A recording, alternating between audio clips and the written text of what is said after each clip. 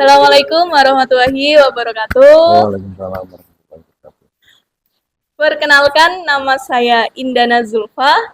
Di sini saya sedang bersama Bapak Siswantoro atau yang biasa dikenal sebagai Bapak Ki Geduk Siswantoro. Itu adalah nama panggung dari Bapak Siswantoro yang dikenal di halayak ramai, khususnya dalam bidang seni. Nah, di sini kita akan membahas atau berkomunikasi dengan Bapak Siswantoro mengenai teks cerita pewayangan. Nah, sebelum memasuki teks cerita pewayangan, di sini mari kita kenal lebih dahulu mengenai Bapak Ki Geduk Siswantoro. Assalamualaikum, Bapak. Waalaikumsalam. Naminipun Ki Geduk Siswantoro. Kalau sudah diberi Bapak, ya cukup Bapak Siswantoro atau Bapak Geduk Siswantoro. Kalau sudah Bapak diberi Ki, itu double. Oh, double. Jadi kalau yang Ki, ya Ki Geduk Siswantoro. Karena Ki dengan Bapak hampir mirip artinya. Nama saya aslinya Siswantoro, tapi karena nama panggungnya, yaitu Ki Geduk Siswantoro. Ki Geduk Siswantoro. Bapak Ki Geduk Siswantoro ini itu menekuni bidang seni, khususnya di bidang pewayangan. Nah, Bapak Siswantoro ini juga salah satu seseorang atau tokoh seni yang mengembangkan seninya di bidang pewayangan yang terdapat organisasinya ya, Pak? Iya. Namanya organisasinya? Pepadi. Pepadi. Singkatannya pun? Persatuan Pedalangan Indonesia. Persatuan Dalang Pedalangan Indonesia.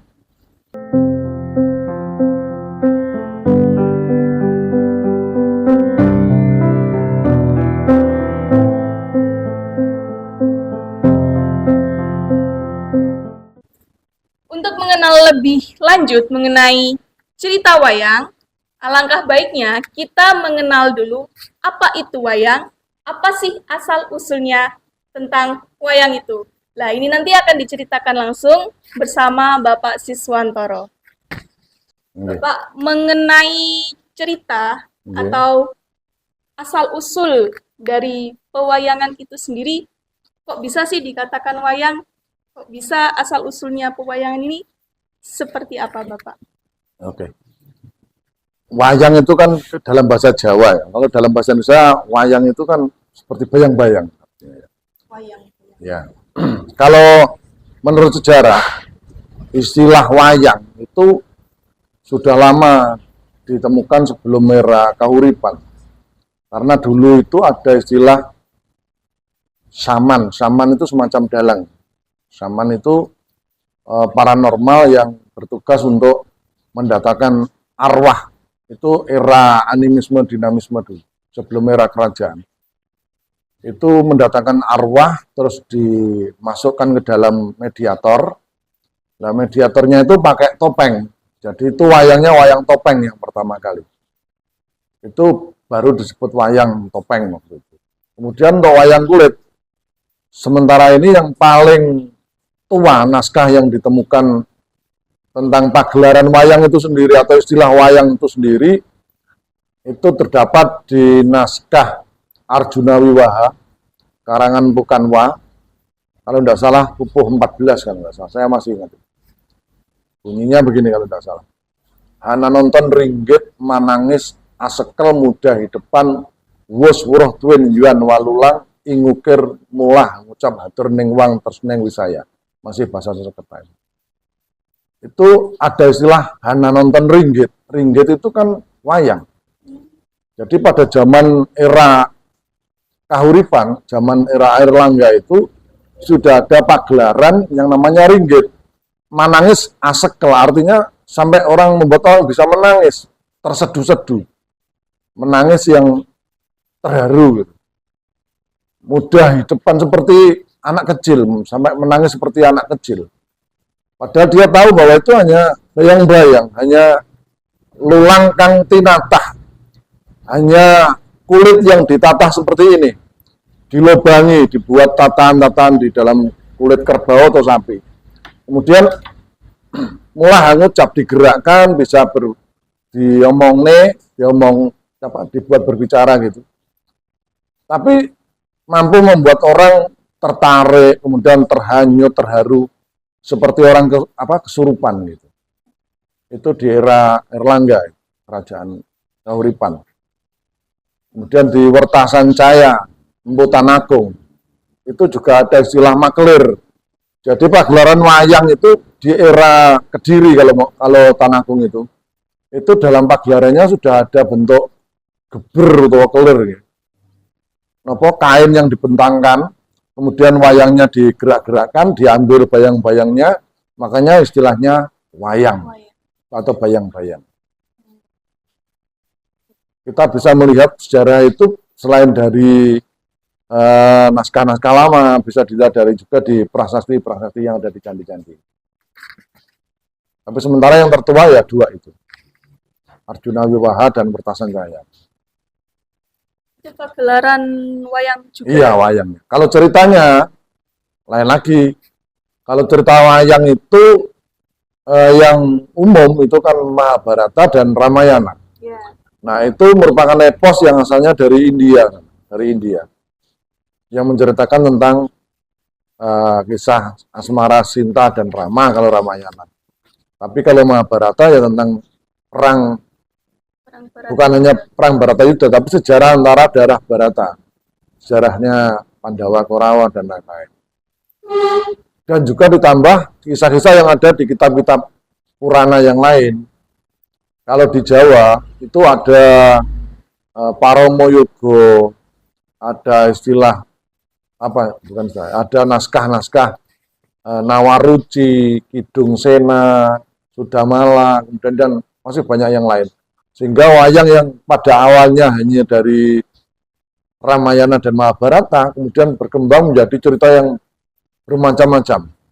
Kemudian oleh Raja Mataram waktu itu dikumpulkan oleh Pujangga Yosodipuro dan Ranggawarsita dalam sebuah buku namanya Serat Pustaka Raja Purwa. Ada Serat Pustaka Raja Madya, ada Wasono, ada 3. Jadi wayang itu ada 3, ada wayang Purwa, wayang Madya, wayang Wasono. Dari buku-buku yang macam-macam itu tadi dikumpulkan, kemudian disusun menjadi sebuah cerita yang seakan-akan urut. Mulai dari Pustaka Darya, mulai dari Paramoyogo sampai Mahabharata, itu semacam cerita yang berurutan. Itu yang baku, yang cerita menurut buku. Ya. Tapi kalau di wayang sekarang, ceritanya bukan hanya ada 1, tapi ada 3. Ada cerita baku, ada cerita carangan, ada cerita carang dinapur. Cerita baku itu adalah yang ada di buku-buku tadi, yang saya ceritakan awal tadi. Kemudian carangan itu cerita yang dibuat oleh dalang itu sendiri. Kreativitas dari seorang dalang, misalnya Bagong jadi ratu, Bagong bangun desa, bangun SPBU, terus Semar bangun kayangan dan lain-lain, itu kan karangan dari senimannya itu sendiri. Terus ada juga cerita yang carangan tapi sudah masuk dalam ranah cerita baku. Jadi cerita carangan tapi sudah dianggap baku. Kayak Wahyu Makutoromo, karena sudah dibukukan, dianggap Wahyu Makutoromo ya ngono kuwi ceritane.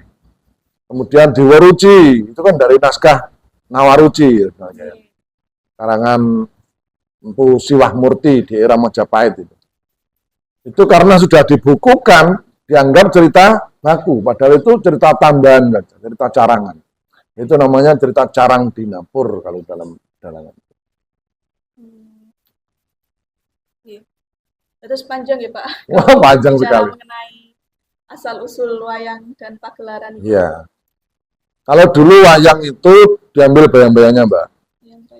Terus meter agamnya macam-macam, ada wayang topeng, ada wayang kulit, ada wayang beber, ada wayang golek. Golek pun macam-macam juga versinya. Kalau di Kediri itu yang berkembang dulu awalnya itu malah selain wayang kulit, wayang beber. Di era kain, diberi lukisan wayang gitu, terus dalangnya menceritakan dengan tuding itu jutek itu ya. Didudingi ini harus diceritakan nih. Oh, gitu. Ya, itu wayang beber.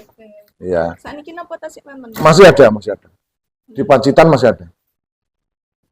Terus kemudian di era Prabu Kameswara itu wayang beber itu dipotong-potong, artinya dipotong itu diambil gambar-gambar wayang secara apa ya, tokoh satu persatu gitu, terus dibuat wayang.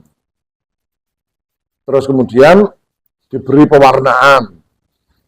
Yang tadinya tangannya itu lurus, enggak potongan gini, dibuat terpotong, terus diberi gegel, terus diberi warna emas, warna putih itu dari remuane balung, gerusane balung.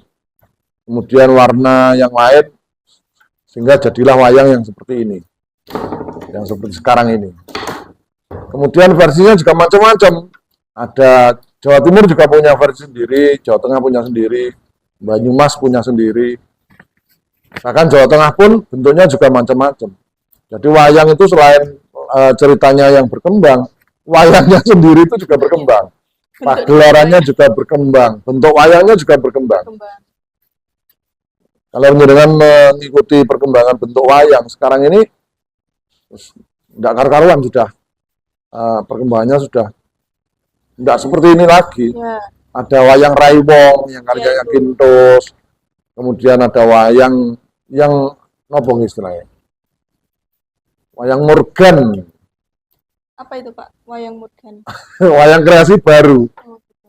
Seperti Ontorjo, tergulune dikai sisik ulo, itu kan dulu nggak ada. Ini kan pengembangan kreativitas seniman sendiri. Kayak wayang-wayang Surabaya, ini kan aslinya kan wajah wayang versi Jawa Timuran. Tapi dibuat versi Jawa Tengah, akhirnya ya jadinya prengesan gini. Prengesan itu mengengeh, termetu untune, metu siunge seperti ini. Itu namanya wayang kreasi. Wayang kreasi. Wayang Iya. bentuk orang juga itu Kreasi masih dinamakan juga. wayang, Pak? Iya, Oh, gitu. Saya kira kalau bentuknya sudah seperti orang itu bukan wayang lagi namanya. ada kalau di Kediri malah ya. Iya. Itu ada dulu dalangnya Pak Maksum. Wayangnya itu seperti cerita Pangeran Diponegoro, kemudian cerita Londo, ceritane wayang penerangan itu. Yang sekarang ini kalau penjenengan mirsani di TPI itu Ki Jeliteng itu, wayang kampung sebelah itu. Itu bentuknya seperti orang, seperti manusia, tapi tetap diberi nama wayang karena ya dari kulit diambil bayang-bayangnya. Iya, karena bayang-bayangnya itu ya Iya, tetap dinamakan wayang. iya. Kandunganipun, Pak, kandunganipun saking seni pewayangan iki napa, Pak? Muatanipun. Nggih, muatan. Nah, muatan seni pedalangan itu jangkep, Mbak. Karena pedalangan itu komplit. Ada seni rupanya, ada seni musiknya, seni sastranya, ada seni yang lain. Kalau kandungan muatan ceritanya, terutama untuk cerita wayang, ya tentang budi pekerti, tentang perbuatan baik selalu menang terhadap perbuatan yang jahat. Kemudian, ya tiap cerita kan berbeda-beda. Intinya yaitu tadi, perbuatan baik selalu menang atas kejahatan. Apapun ceritanya, endingnya pasti yang menang yang baik. Mesti yang menang sing apik. Kok sing elek dinangne, dalangnya digemplangi botol. Dalangnya untuk diantem. Kainnya kebu. Dados mboten wonten nggih, Pak, cerita pewayangan tokoh yang antagonis nggih, Pak? Ya ada. Sebenarnya ada beberapa, tapi ya enggak lazim lah. Ora umum. Bertemu. Ada kadang dalang itu karena ingin mencari sensasi. Saya pernah lihat Mas Sujiwo Tejo. Nggih. Kala itu cerita yang disajikan itu Karno tanding perang Baratayuda Nggih. antara Prabu Karno dengan Raden Arjuna kan. Nggih. Harusnya yang menang siapa? Arjuna kan. Nggih. Arjuna. Nah, Mas Juwotejo itu membuat pagelaran perang antara Janaka dengan Karna. Yang menang itu Karna. Karno. Janaka mati. Lah, ketika Janaka mati itu dia dihujat oleh orang banyak. Oleh jagat, oleh dunia itu menghujat semuanya. Wis pokok disalah netok. Wis ibuke nelongso, dulure muring-muring kabeh, wong sak donya muring-muring. Akhirnya endingnya apa? Ngelilir. Karena ini ngelilir. Ternyata tadi dia hanya bercerita tentang mimpinya. Umpamanya aku perang karo Janaka kok aku menang. Wes mesti jenengku elek, aku mesti dilon wong sak berang-berang mulane terus ngalah. Jadi ada pembaruan cerita. Akhirnya niku cuman mimpi. Hanya mimpi saja. Oh, mantan. Ya katanya yang menang ini sing elek, tapi ternyata endingnya ya hanya mimpi saja. Bukan ceritanya yang napa nggih sing diowahi, tapi muatannya seperti sinema gitu. Kayak kita lihat film gitu. Itu pembaruan. Bagus sebenarnya, idenya bagus. Saya setuju kalau wayang dibuat semacam itu.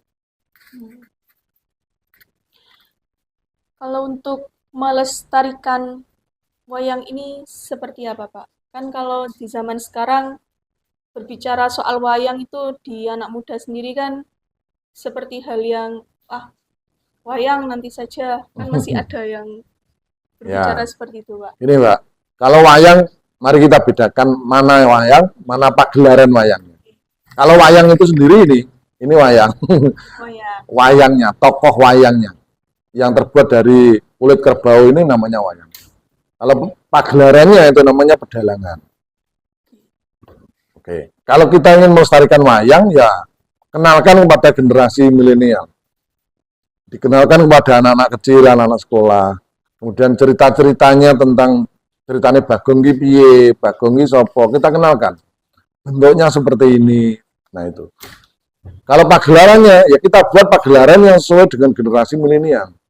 Karena mau tidak mau, nanti yang meneruskan adalah anak-anak muda. Yang tua, ya, nah saya tinimbalan kan, ya tinimbalan.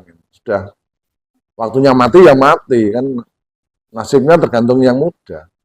Tapi walaupun nuting zaman kelakon wayang itu ya jangan menghilangkan unsur seni adiluhung wayang. Bolehlah kita mengikuti arus untuk apa ya, menyesuaikan dengan era milenial, dengan generasi milenial. Tapi tetap bahwa wayang itu harus ada unsur keindahan wayang itu, adiluhungnya jangan sampai hilang. Adiluhung wayang itu sendiri Keindahan hakiki dari wayang itu sendiri, baik dalam ceritanya, baik dalam bentuk wayangnya, bentuk pagelarannya.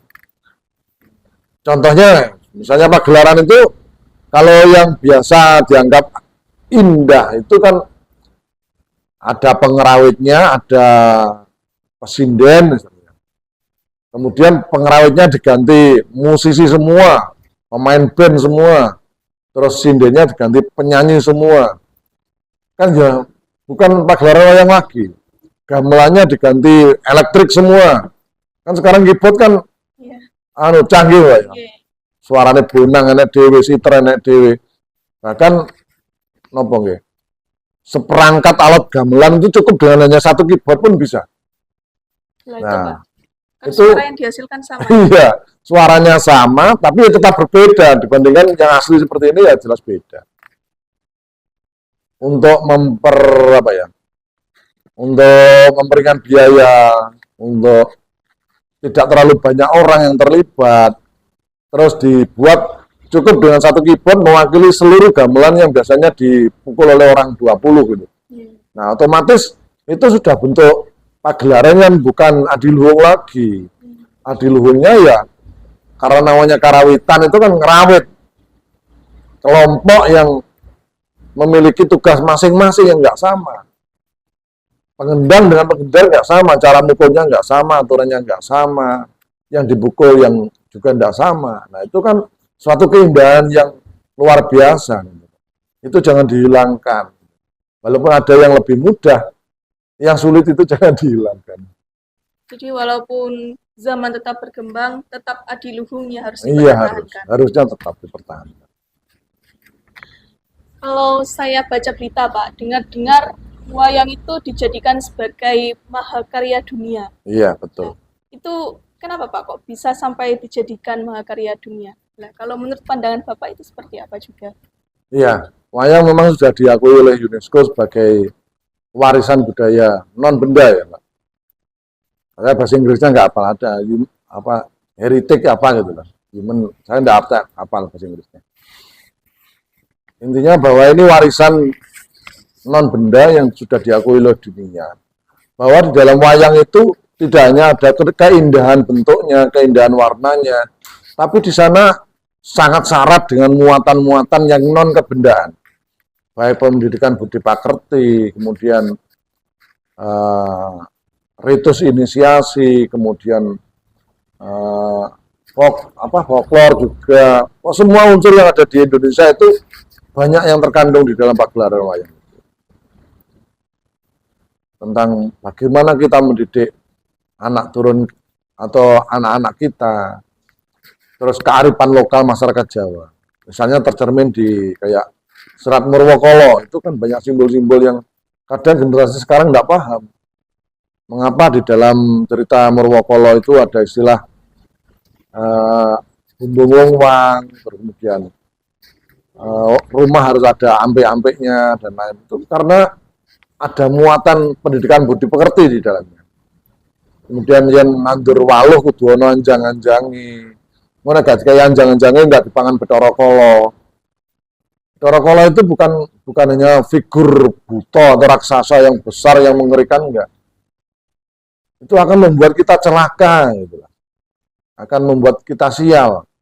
Nah, itu namanya ritus inisiasi untuk menghilangkan kesialan diri kita. Itu kan namanya ritus inisiasi. Itu ada di dalam wayang.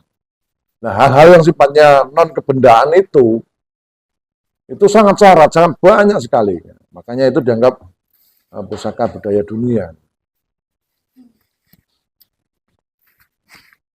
Salah satu cerita wayang yang pernah Bapak ceritakan itu apa, Pak? Yang menarik untuk Bapak ceritakan judulnya. Kalau yang paling menarik yang terakhir aja. Kalau semuanya wayang itu ceritanya menarik. Kemarin aku main di provinsi. Saya kebetulan membuat cerita karangan saya sendiri. Saya berjudul Sang Dalang. Di YouTube ada, di YouTube. Sang Dalang. Sang Dalang. Itu mengangkat tokoh Kresna. Kresna sebagai dalangnya Pandhawa ketika terjadi perang Bharatayuddha. Nah, mengapa saya beri nama Sang Dalang? Selain peranannya itu sebagai dalangnya Pandhawa, dia pengatur strategi, pengatur siasat. Nah, yang menarik di dalam cerita itu adalah saya mencoba lepas dari struktur cerita yang umum. Ini kan belum saya ceritakan ya.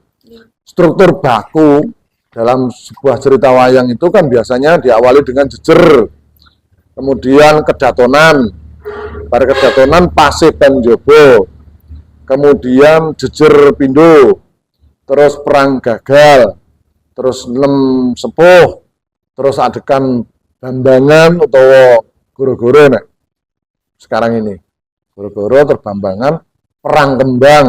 Setelah itu baru adegan Manyuro, itu adalah inti ceritanya di adegan Manyuro. Tapi di dalam cerita Sang Dalang itu saya mencoba mengangkat pola sinema di dalam wayang. Jadi bukan rentetan struktur cerita yang seperti lama itu enggak. Tapi di sana ada penonjolan tokoh. Jadi saya hanya mengangkat tokoh Krishna dan peranannya di dalam Bharatayuddha sebagai dalangnya Pandhawa itu seperti apa. Jadi lengkap Mbak itu, mulai dari Bisma gugur, kemudian Durna gugur, Karna gugur, Duryudana gugur. Dari cerita Bharatayuddha yang sekian banyak itu, saya ringkas menjadi sebuah cerita yang berdurasi kurang lebih sekitar 3 jam. 3 jam. Iya, itu menurut saya cukup memeras otak juga karena persiapan saya hampir 2 bulan untuk membuat pagelaran itu. Jadi itu ceritanya tergarap, kemudian bahasanya tergarap, kemudian iringannya juga tergarap, dan itu karya fenomenal saya terakhir sebelum tahun 2023 sebelum saya di kelas 3, pada awal saya jadi kepala sekolah. Mengenai karya-karya dari Pak Siswantoro, nanti bisa dilihat ya di link di bawah ini.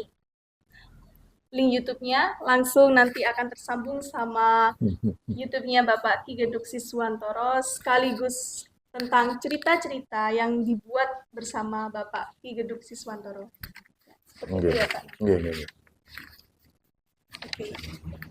Mungkin ada lagi, Mbak Jalma? Oke, sementara itu dulu, Pak. Oh, nggih. Terima kasih. Mohon maaf bila ada yang salah, karena ini hanya sebatas yang saya tahu. Pasti masih banyak yang salah atau yang kurang. Saya nggih mohon maaf, Pak. Menawi kirang sangat Oh iya, kalimatipun, ucapanipun, kula ngapunten. sami-sami, Mbak. Nggih. Itu tadi berbicara mengenai asal-usul wayang maupun pagelaran wayang, dan ditutup dengan cerita yang disajikan dan dikarang langsung, disusun langsung sama Pak Siswantoro. Nah, nanti bisa dilihat di link yang ini. Nanti kami hubungkan ya linknya. Oke. Saya ucapkan terima kasih telah melihat atau menonton tentang teks cerita wayang ini, materi teks cerita wayang ini. Sampai di sini saya Indana Zulfa. Assalamualaikum warahmatullahi wabarakatuh. Waalaikumsalam.